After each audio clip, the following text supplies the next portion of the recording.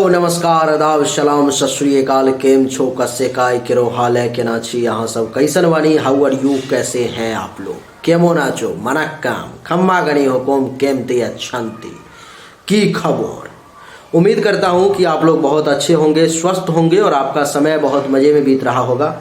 मित्रों, आज के इस वीडियो में हम चर्चा करने जा रहे हैं एक विशेष व्यक्ति के जन्म कुंडली के बारे में, जिनका डेट ऑफ बर्थ है 24 मार्च 1969, 8 बजे सुबह का इनका जन्म है। केरला पालाखाड जगह का नाम है, शायद ये जगह का हमने लिया है। इस प्रकार से जन्म है। कुंडली सामने लगी हुई है, जो विद्वान जन देखना चाहें देख सकते हैं। और लग्न में देख रहे हो कि शुक्र के साथ शनि विराजमान है। मेष लग्न की कुंडली है और वृषभ राशि है। दूसरे भाव में चंद्रमा उच्च का विराजमान है, जो बहुत ही अच्छा है। तीसरे भाव, चौथे भाव, पंचम भाव में कोई भी ग्रह नहीं है। छठे भाव में केतु और गुरु की युति के साथ साथ चांडाल नामक दोष भी बन रहा है। सप्तम भाव में कोई नहीं है। अष्टम भाव में मंगल अपने ही राशि में विराजमान है। नवम दसम भाव में कोई नहीं है। एकादश भाव में बुध देव विराजमान है और द्वादश भाव में सूर्य और राहु की युति के साथ ग्रहण नामक दोष भी बन रहा है। इस प्रकार से इनकी कुंडली है।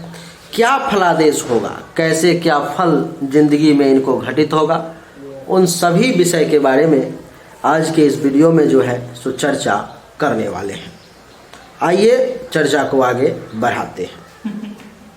मित्रों, सबसे पहले जैसा मैं लिखा रहा हूँ, जिनकी कुंडली है वो लिख लें।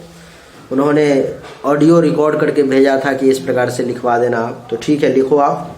जन्म से लेकर के 19/8/1972 तक चंद्रमा की महादशा, 19/8/1972 से 19/8/1979 79 तक मंगल की महादशा, 19/8/1979 से 19/8/1997 तक राहु की महादशा, 19/8/1997 से 19/8/2013 तक गुरु की महादशा, 19/8/2013 से 19/8/2032 तक शनि की महादशा, 19/8/2032 से 19/8/2049 तक बुध की महादशा। अब इससे आगे जो है जाने की जरूरत नहीं है। अब पेज पलट दो, दूसरे पेज में फिर लिखाता हूं और थोड़ा अंदर डिटेल में जाकर के लिखो आप। 19/8/2013 से लेकर के 22/8/2016 तक शनि के महादशा में शनि की अंतर्दशा, 22/8/2016 से 1/5/2019 तक शनि में बुध की अंतर्दशा, 1/5/2019 से 10/6/2020 तक शनि में केतु की अंतर्दशा,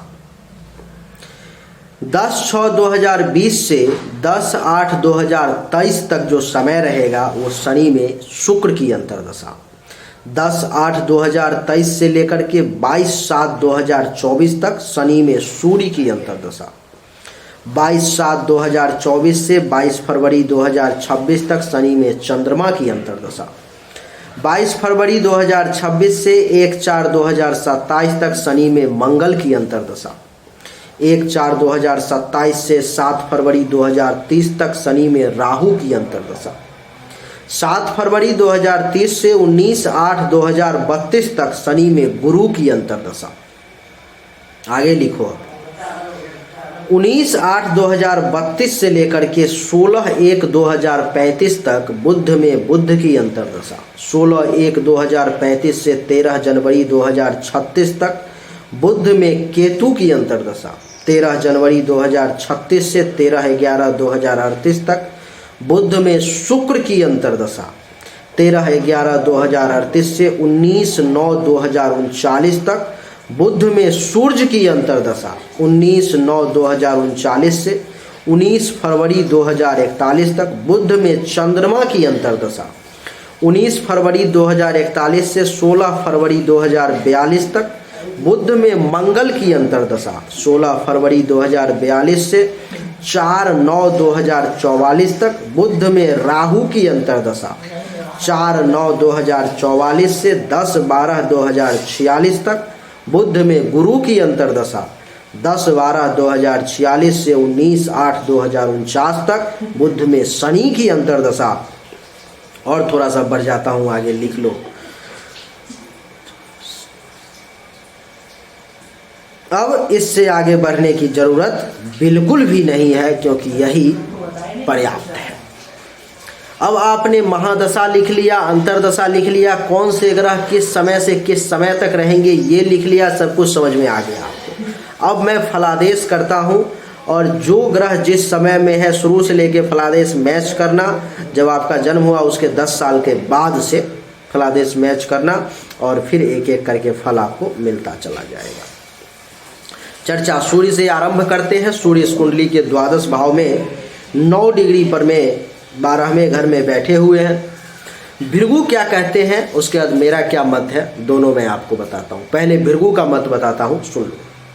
कहते हैं जब भी आपका सूर्य का समय, जिंदगी में सूर्य की महादशा अंतर्दशा जब जब आई होगी और आएगी तो ये फल मिलेगा।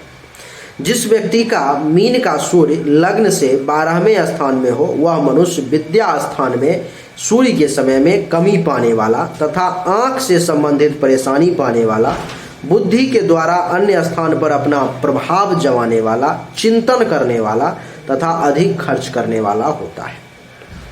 और संतान पक्ष में कुछ कमी व कमजोरी पाने वाला, और बोलचाल के अंदर सदैव हेर फेर की व घुमाव फिराव की बातें करने वाला, और बुद्धि में कुछ परेशान रहने वाला तथा शत्रु स्थान में प्रभाव कायम रखने वाला, और दिक्कतों व परेशानियों पर काबू पा सकने वाला, बाहर के लोगों से अच्छा संपर्क रखने वाला तथा खर्च स्थान में प्रभाव से काम लेने वाला।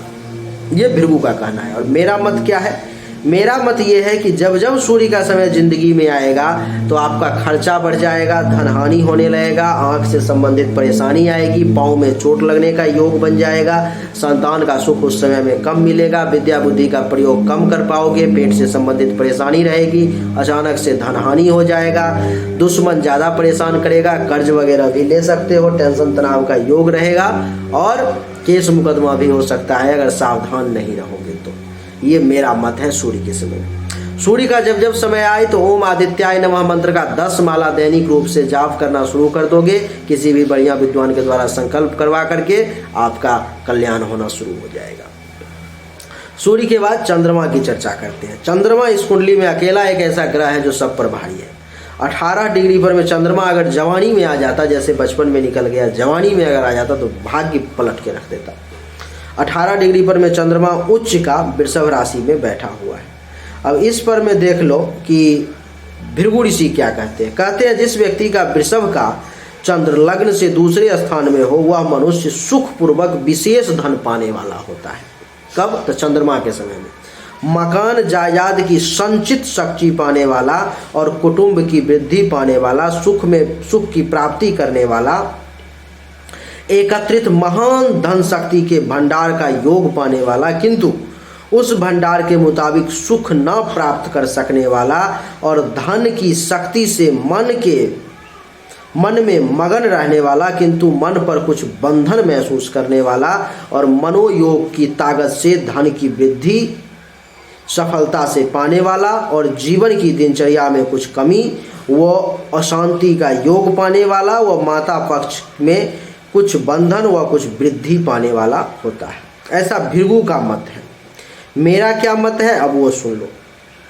दूसरे भाव में चंद्रमा उच्च का बैठा हुआ है 18 डिग्री पर। जब जब चंद्रमा का समय जिंदगी में आएगा, ये मान करके चलो कि अपार धन दौलत का योग बन जाएगा, भंडार आएगा, पैसा बहुत जमा कर पाओगे, परिवार से लाभ मिलेगा, रिलेटिव से भी फायदा होगा, पड़ोसी से भी फायदा होगा, वाणी में सरस्वती का वास होगा, बहुत मीठा और सुंदर बोलोगे।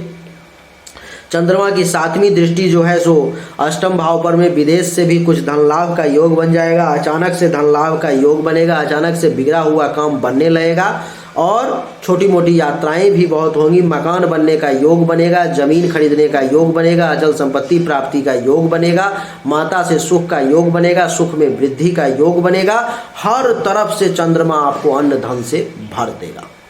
जब जब चंद्रमा की महादशा अंतर्दशा जिंदगी में आएगी तब तक चंद्रमा के समय में किसी भी प्रकार के उपाय को करने की आवश्यकता नहीं है। चंद्रमा के बाद मंगल की चर्चा करते हैं। मंगल आपके कुंडली के अष्टम भाव में अपने ही राशि में बैठे हुए हैं। इस पर में भृगु का क्या मत है देख लो। कहते हैं जिस व्यक्ति का वृश्चिक का मंगल लग्न से 8वें स्थान में हो, वह मनुष्य देह में कुछ हल्का कद व सुंदरता में कुछ कमी पाने वाला, गूढ़ से गूढ़ तत्व की खोज करने वाला तथा अपने जीवन में मस्ती मनाने वाला, किंतु हृदय में कुछ अशांति अनुभव करने वाला और आयु में शक्ति पाने वाला तथा अपनी हस्ती को मिटाकर या परेशानी सहकर दूसरों को अहंकार के साथ जीवन की शक्ति देकर खूब लाभ पाने वाला और अपने से संबंधित किसी बुजुर्ग के स्थान की पूर्ति करने वाला और थोड़ी सी उम्र में बुजुर्गों का ढंग और बुजुर्गों के लक्षण और सफ़ेद बालों का योग पाने वाला, भाई के स्थान से कुछ कम लाभ पाने वाला होता है। ये भृगु का मत है। मेरा क्या मत है कि मंगल का जब जब समय जिंदगी में आएगा तो हर काम में रुकावट और बाधा का योग बन जाएगा। काम सब बनते बनते बिगड़ने लगेगा, अचानक से धन हानि हो जाएगी, लाभ कम होगा, पैसा कम आएगा। मंगल की चतुर्थ दृष्टि एकादश भाव पर में, इसलिए पैसा कम आएगा, लाभ कम होगा, मनोकामनाओं की पूर्ति में परेशानी का सामना करना पड़ेगा, बड़े भाई बहन सीनियर्स से जो है सो फायदा कम मिलेगा, पुत्र वधु दामाद का सुख भी मंगल के समय में कम प्राप्त होगा। और मंगल की 7वीं दृष्टि दूसरे भाव पर में वाणी बड़ी तीखी हो जाएगी और परिवार में टेंशन तनाव का माहौल बन जाएगा, पड़ोसी से भी लाभ नहीं मिलेगा, वहाँ भी लड़ाई झगड़ा का योग बन जाएगा। और मैं आपको बता दूं कि अष्टम दृष्टि तीसरे भाव पर में तो छोटे भाई बहन से भी सुख और लाभ कम मिलेगा, जूनियर्स का भी सपोर्ट कम मिलेगा, पराक्रम ज़्यादा दिखाओगे, ताकत ज़्यादा दिखाओगे, धैर्य कमज़ोर पड़ जाएगा, छुपा हुआ दुश्मन बहुत परेशान करेगा। और अष्टम भाव का मंगल आपको दुर्घटना एक्सीडेंट का भी योग बना देगा। इसलिए मंगल का जब जब समय जिंदगी में आए तो आपको चाहिए कि ओम मंग मंगलाय नमः मंत्र का 10 माला दैनिक रूप से जाप करना शुरू कर दें, किसी भी बढ़िया विद्वान के द्वारा संकल्प करवा करके आपके लिए अच्छा रहेगा। और हनुमान चालीसा का पाठ शुरू कर देंगे। मंगल का रत्न मूंगा जिंदगी में कभी नहीं धारण करना है, सूर्य के लिए माणिक के रूबी कभी नहीं धारण करना है, चंद्रमा के लिए मोती धारण करने की आवश्यकता है ही नहीं। आगे बढ़ते हैं। मंगल के बाद बुध आपके कुंडली के एकादश भाव में बैठे हुए हैं। तो बुध का देव भृगु का क्या मत है वो आप सुन लीजिए। भृगु कहते हैं कि जिस व्यक्ति का कुंभ का बुध वृषभ लग्न से कुंभ का बुध लग्न से 11वें स्थान में हो, वह मनुष्य भाई बहनों से कुछ लाभ पाने वाला बुध के समय में होता है। अपने पुरुषार्थ से धन कमाने वाला, परिश्रम और पेचीदा युक्तियों से लाभ पाने वाला, शत्रु तथा झंझट तलब मामलों से फायदा उठाने वाला तथा आमदनी और अनेक प्रकार के लाभ की वृद्धि के लिए बड़ी दौड़ धूप और विवेक शक्ति से काम लेने वाला और विद्या प्राप्ति के लिए बड़ा परिश्रम करने वाला और बुद्धि के अंदर बड़ी पेचीदा विवेक शक्ति से काम लेने वाला, बोलने वाला तथा संतान पक्ष में कुछ शक्ति और वैमनस्यता का योग पाने वाला, प्रभाव शक्ति और योग्यता रखने वाला बड़ा चतुर व्यक्ति होता है। ये भृगु का मत है। जब जब बुध का समय जिंदगी में आएगा, बुध की महादशा हो, अंतरदशा हो, तो ये फल लागू होगा। मेरा क्या मत है? तो मेरा ये मत है कि बुध के समय में आपको लाभ मिलेगा, आय होगा, मनोकामनाओं की पूर्ति होगी, इच्छाओं की पूर्ति होगी, संतान से कुछ टेंशन तनाव की स्थिति हो सकती है। बुध के कारण जो है सो पेट से संबंधित कुछ परेशानी आ सकती है, अचानक से धन लाभ भी हो सकता है, लेकिन मेहनत ज़्यादा करना पड़ेगा, परिश्रम ज़्यादा करना पड़ेगा, भाग दौड़ ज़्यादा करना पड़ेगा। छोटे भाई बहन से भी कुछ लाभ मिल सकता है, छुपा हुआ दुश्मन कुछ परेशान करने की कोशिश कर सकता है, गले से संबंधित, नाक से संबंधित कुछ परेशानी आ सकती है, कुछ चिंता में भी रहोगे, शोक में भी रहोगे, कुछ दुख भी हो सकता है, कुछ कलंक भी माथे पे लग सकता है, कर्ज वगैरह भी लेने की कुछ नौबत आ सकती है छोटी मोटी, और सावधान नहीं रहोगे तो केस मुकदमा का भी योग बन सकता है, इसलिए सावधान। बुध के समय में ओम बुंग बुधाय नमः मंत्र का 10 माला जाप करना शुरू कर दोगे, आपके लिए बढ़िया रहेगा। बुध के बाद गुरु की चर्चा करते हैं। गुरु इस कुंडली के 6ठे भाव में विराजमान है। इस पर में भृगु का क्या मत है पहले वो सुन लो।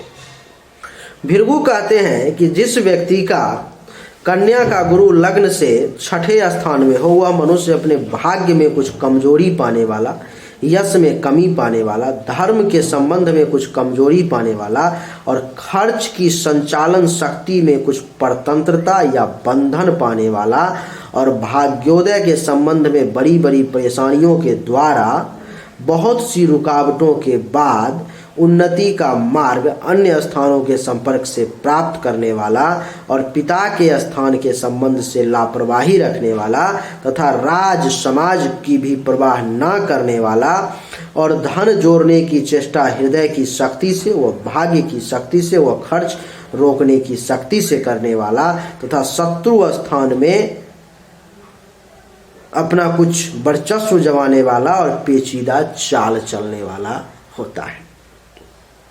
ये इनका है। मेरा है कि गुरु इस भाव में बैठा हुआ है तो गुरु का जब जब समय आएगा तो दुश्मन आपको परेशान करेगा, कुछ केस मुकदमा का भी योग बन सकता है, कुछ टेंशन तनाव की वृद्धि भी हो सकती है, कुछ हेल्थ वाइज इशू का भी सामना करना पड़ सकता है। और गुरु की यहाँ से 5वीं दृष्टि जो है सो 1 2 3 4 5 पिता घर में, पिता से भी टेंशन तनाव, सरकार से परेशानी, काम धंधा अच्छा ना चलना, पद प्रभुता अधिकार प्रतिष्ठा इसमें कमी का योग, 7म दृष्टि द्वादश भाव पर में तो खर्चा ज़्यादा होना, धन हानि का योग, अस्पताल का खर्चा एक्टिवेट होना और 9म दृष्टि द्वितीय भाव पर में तो धन धान्य संपत्ति जमा करने में परेशानी का योग, परिवार में कलह टेंशन का योग, पड़ोसी से भी कुछ लड़ाई झगड़ा का योग और वाणी से जरूर ज्ञान की बातें आपकी निकलेंगी। तो ये गुरु का प्रभाव रहेगा। जब गुरु का जब समय आएगा तब भाग्य का भी सपोर्ट थोड़ा सा कम ही प्राप्त होगा और ससुराल से भी कुछ टेंशन तनाव हो जाएगा। तो गुरु के समय में ओम ब्रिंग बृहस्पति नमः मंत्र का 10 माला दैनिक रूप से जाप करेंगे संकल्प करवा करके, आपके लिए ठीक रहेगा। गुरु के बाद शुक्र की चर्चा करते हैं। शुक्र आपके कुंडली में प्रथम भाव में ही बैठे हुए हैं, जिसके कारण से आपका रंग रूप सुंदर शुक्र अपने समय में बना के रखेंगे। ज्ञान में वृद्धि होगी, शरीर में ऊर्जा का आभास होगा, दिमाग तेजी से काम करेगा, विवेक का सहारा लोगे, विनम्रता बनी रहेगी, पति पत्नी के बीच संबंध बहुत बढ़िया रहेगा, काम वासना की पूर्ति होगी, वैवाहिक जीवन ठीक रहेगा, दैनिक रोजगार व्यवसाय भी बढ़िया चलेगा, दुश्मन भी कुछ नहीं बिगाड़ पाएगा, पार्टनरशिप का बिजनेस भी मिला जुला के ठीक चलेगा, धन धान्य संपत्ति जमा का योग रहेगा, परिवार से भी कुछ लाभ मिलेगा, वाणी भी अच्छी निकलेगी, पड़ोसी से कुछ टेंशन तनाव हो सकता है हल्का फुल्का। हर मामले में शुक्र का जो रिजल्ट है वो आपके लिए बढ़िया रहेगा, ठीक रहेगा, लेकिन कुछ परेशानी के साथ, क्योंकि शुक्र भी इस कुंडली में एक मारक ग्रह है। शुक्र के बाद शनि की चर्चा करते हैं और ऐसा ही मत भृगु का भी है। शनि की चर्चा करते हैं। शनि आपके कुंडली के प्रथम भाव में नीच के बैठे हुए हैं, जो कि बड़ा विपरीत है आपके लिए। शनि का जब समय जिंदगी में आएगा मानसिक रूप से बहुत परेशान हो जाओगे, मेंटली तौर पर में शारीरिक रूप से भी परेशान हो जाओगे, विवेक और बुद्धि का भी सहारा नहीं मिलेगा, स्वभाव में भी विनम्रता नहीं रहेगी। और तीसरी दृष्टि तीसरे भाव पर में तो भाई बहन के साथ भी टेंशन तनाव का योग, पराक्रम में कमी का योग, धैर्य आपका कमजोर रहेगा और गले से संबंधित, श्वसन अंग से, नाक से संबंधित किसी प्रकार की परेशानी भी आ सकती है। छुपा हुआ दुश्मन परेशान करेगा। और 7म दृष्टि 7म भाव पर में जीवन साथी के साथ टेंशन तनाव का योग, काम वासना की अधिकता का योग, वैवाहिक जीवन में परेशानी का योग, दैनिक व्यवसाय रोजगार में परेशानी का योग, दुश्मन के द्वारा परेशान होना, प्राइवेट पार्ट से संबंधित परेशानी। और 10वीं दृष्टि 10म भाव पर पिता और अथवा पिता तुल्य व्यक्ति से कम लाभ मिलना, काम धंधा बहुत अच्छा ना चलना, पद प्रभुता अधिकार प्रतिष्ठा राजयोग, इन सब में कमी का योग शनि के समय में आपको आभास हो। तो शनि का भी रिजल्ट सामान्य है अथवा खराब मान करके चलो, सामान्य मत मानो, उसको खराब मानो, क्योंकि नीच का शनि है और उसमें भी डिग्री वाइज थोड़ा सा कमजोर है, लेकिन फिर भी परेशान करेगा। इसलिए शनि के लिए जो है दैनिक रूप से रोज ओम शं शनिश्चराय नमः मंत्र का 10 माला जाप शुरू कर दोगे शनि के समय में, आपके लिए बढ़िया। राहु आपके लिए अच्छा नहीं है। राहु जो है सो मीन राशि में द्वादश भाव में बैठा हुआ है। तो राहु का जब समय आएगा जिंदगी में जो है सो राहु आपको खर्चा का योग, धनहानि का योग, सैया सुख में कमी का योग, अस्पताल से संबंधित खर्चा का योग बनाएगा। 5म दृष्टि 4th भाव पर में जमीन, मकान, भूमि, भवन से संबंधित परेशानी का योग बनाएगा और अनएक्सपेक्टेड लॉस का भी योग बनाएगा।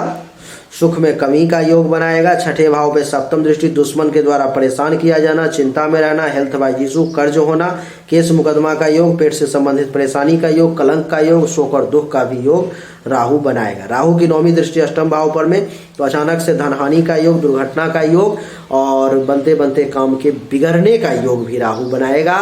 राहु के समय में ओम रांग राहवे नमः मंत्र का 10 माला दैनिक रूप से जाप शुरू कर दोगे, परेशानी आधी हो जाएगी।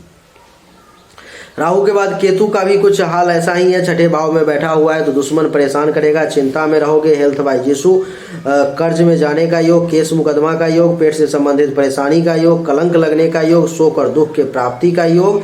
पंचम दृष्टि जो है सो दसम भाव पर में पिता से परेशानी का योग, सरकार से परेशानी का योग, काम धंधा बढ़िया ना चलने का योग, पद प्रभुता अधिकार प्रतिष्ठा में कमी का योग और सप्तम दृष्टि द्वादश भाव पर में तो खर्चा ज़्यादा होने का योग, सैया सुख में कमी का योग, धन हानि का योग, विदेश यात्रा का योग, अस्पताल से संबंधित खर्चा का योग और नौवीं दृष्टि दूसरे भाव पर में तो जमा पूंजी को खत्म करने का योग, परिवार में टेंशन तनाव का योग, वाणी में दोष का योग, पड़ोसी के साथ भी टेंशन तनाव का योग जो है केतु बना देंगे। इसलिए केतु के समय में भी ओम कें केतवे नमः मंत्र का अगर जाप हो तो आपके लिए बढ़िया रहेगा। जिस प्रकार से कुंडली का वर्णन हुआ है ऐसा है कि जिंदगी भरा संघर्ष और परेशानी से भरा हुआ दिखाई दे रहा है। इसका मतलब बहुत संघर्ष आप कर रहे हो जिंदगी में और बहुत संघर्ष किए हो आप। हर तरफ से आप हमेशा अपने जिद पर में, अपने संघर्ष पर में, अपने परिश्रम के बल पर में ही जिंदगी में आपको हमेशा कुछ करना पड़ेगा, क्योंकि कुछ चीज़ों को छोड़ करके बाकी के जो ग्रह हैं वो बड़ा परेशानी और संघर्ष से भरा हुआ आपके मार्ग को बता रहे हैं। आपका कुछ प्रश्न अगर है तो मैं देख लेता हूँ।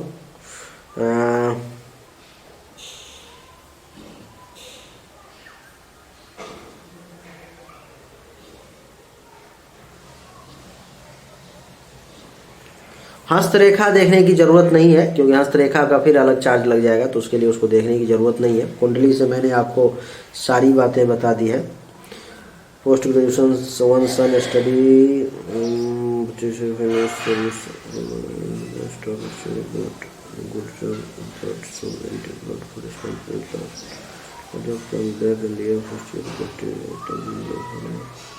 हाँ, ये आपके लिए ठीक है। अगर आप विदेश जाकर के काम करते हो जिंदगी में, चाहे आप किसी कंपनी के माध्यम से जाओ या खुद किसी दोस्त के माध्यम से जाओ या कैसे भी जाओ, तो विदेश जाकर के पैसा कमाने का कुंडली में निश्चित रूप से बढ़िया योग है, क्योंकि सूर्य भी विदेश में बैठा हुआ है, राहु भी विदेश में बैठा हुआ है, चंद्रमा जो उच्च का है उसकी भी दृष्टि विदेश पर में है और मंगल भी विदेश में बैठा हुआ है, गुरु और केतु भी छठे भाव में बैठ करके विदेश पर में दृष्टि डालना है। तो 2 1 3 2 5 1 6 ग्रह, 9 में से 6 ग्रह ये चाहता है कि आप विदेश जाकर के रहो और वहाँ पर में पैसा कमाओ। विदेश जाकर के अगर रहोगे तो अपार धन दौलत का योग है विदेश से आपके लिए, और जितनी परेशानी हमने बताई है 70-80% परेशानी अपने आप सॉर्ट आउट हो जाएगी और आपको पता भी नहीं चलेगा। लेकिन ये भारत से बाहर के लिए है, भारत के लिए ये चीज़ें नहीं है। अब आपके प्रश्न देख लेता हूँ। सर, आप तो वीडियो में सब कुछ डिटेल में कवर करते हो, मैंने 1-2 सिंपल तो फिर भी कुछ सवाल मेरे मन में। एक, मेरा जॉब एंड करियर के बारे में, जॉब कब लगेगी, पहला प्रश्न है आपका। तो जॉब का योग जो है अभी करंट में कब लग रहा है? समय तो बड़ा ख़राब चल रहा है, लेकिन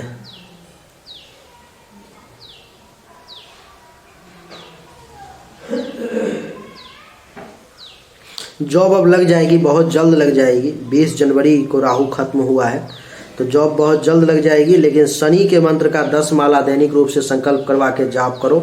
अगर संभव हो, अगर खर्च करने में सक्षम हो तो अनुष्ठान करवा लो शनि का। 92,000 जाप, 9200 हवन करवा लो, आपके लिए बढ़िया रहेगा। अगर आपके पास में बढ़िया विद्वान नहीं है तो मुझे भी अगर कहोगे तो मैं मदद कर दूंगा आपको। ये करवा लो, आपके लिए 2032 तक शनि है जो कि नीच का है, तो बहुत परेशान करेगा ये, तो ये काम करवा लो आप। दूसरा प्रश्न है आपके लिए आपका कि विदेश में या भारत में। विदेश में आप जाने का तैयारी करो, विदेश के लिए समय बहुत बढ़िया है।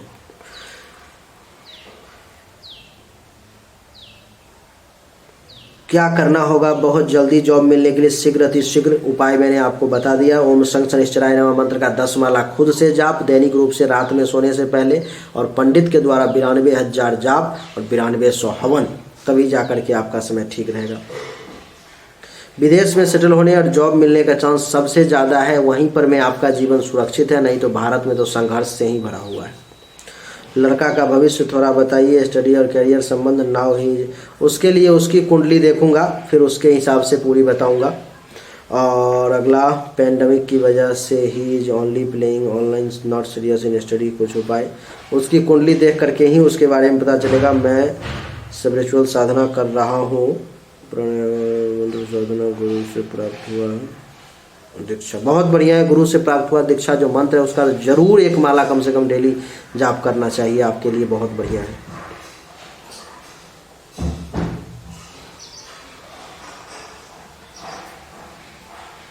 चलिए, लगभग आपके सभी प्रश्न का उत्तर मैंने दे दिया। और लड़के के लिए तो उसकी कुंडली देखूंगा, फिर बताऊंगा कि क्या कैसे है। और आपका ज़िंदगी भारत में संघर्ष में है, विदेश में आपके लिए बढ़िया रहेगा। शनि के लिए अभी अनुष्ठान करवाना आपके लिए अनिवार्य है, नहीं तो 2031 तक शनि आपको तबाह कर देगा हिंदुस्तान में। हिंदुस्तान से बाहर चले जाओगे तो इसका कम प्रभाव पड़ेगा, इसलिए शनि का अनुष्ठान जल्दी करवाओ और शनि के मंत्र का जाप रोज करो। शनि से संबंधित चीज़ों का दान करो, जैसे कि काला कपड़ा, काला जूता, काला अनाज इत्यादि काली चीज़ों का दान करो, नीले चीज़ों का दान करो, आपके लिए बढ़िया है। उम्मीद करता हूं कि आपको हमारा वीडियो पसंद आया होगा, लेकिन अगर पसंद आया तो इस वीडियो को लाइक करें, शेयर करें, चैनल को सब्सक्राइब करके इसके बेल आइकन के बटन को दबाएं। एक बार फिर से आप सभी का बहुत बहुत धन्यवाद। Thank you so much. जय हिंद, वंदे मातरम। बोलिए राधे राधे।